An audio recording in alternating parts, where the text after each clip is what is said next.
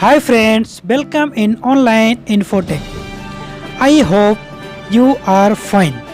Let's start the video. Let me know you today gold price. Gold price per tola in Saudi Arabia. 24 carat per tola 2428.41 halala. 22 carat per tola 2229.28 halala. 18 carat per tola 1821.31 halala. Gold price per tola in India. 24 carat per tola 49,383.30 paisa. 22 carat per tola 45,338 rupees 0.66 paisa.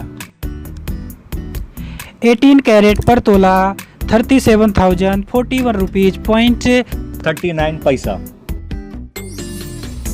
Every and each minute change the gold rate. If you want exact gold price per tola, leave a comment below in comment box. Thanks for the watching the video. Don't forget like, share and comment, and also subscribe my channel. Click the bell icon, get notified directly latest uploads.